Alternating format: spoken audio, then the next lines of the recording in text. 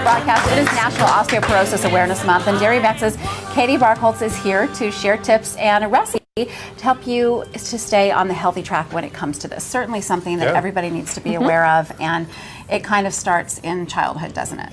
It does. So it's really never too early or too late to start loving your bones and thinking about depositing in your bone bank. So until about the age of 30, we're still building bone mass, and after 30, we really need to make sure we safeguard that deposit and that investment. So it does start in childhood, but it's never too late, of course. It starts with dairy, too. Dairy has 9 essential nutrients, and of course, calcium, vitamin D, a slew of others, phosphorus, potassium, to help to build those strong bones. And we drink so much milk when we're kids, but a lot of times I think you're correct. At the age of about 30, you drink less and less dairy. I think adults don't. As we get older, even in adolescence, it shows that children are dropping off from consuming milk and missing out on those nutrients, whereas they're choosing other drinks. And in fact, a study shows that as early as 7 months, children are consuming fruit drinks and sodas, and of course, they're missing out on that crucial time to build your bone bank. So just for about 100 calories for 8 ounces, you're getting 9 essential nutrients, whereas for quite a few calories here, you get a lot of sugar and you don't really get any nutrition. No nutritional value at all.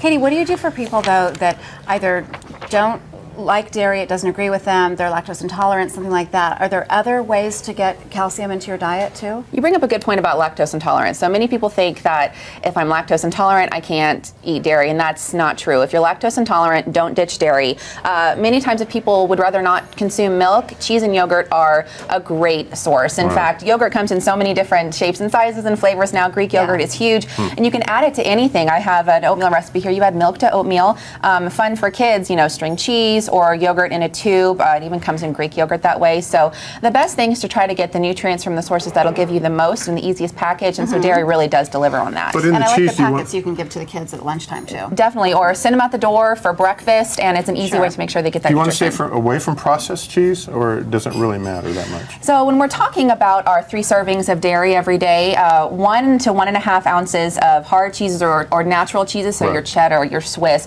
those will give you that calcium, that serving of calcium. Processed cheeses, you always want to go to a little bit more natural, but processed cheese also does have calcium. It does have some. It does have calcium. It's about 2 ounces of processed cheese for a serving to get your calcium in your dairy. So that would be moderation. It would definitely be moderation, but string cheese, cheese slices, they make it real easy. Were you going to whip up something for us here? So this is when you talk about building your bones, even if you as an adult you might have built your bone mass, but you want to make sure you take care of it, and that means being a good example for the kids in your life. So you might be an aunt. I have a 2-year-old, and so we're always wanting to set that good example.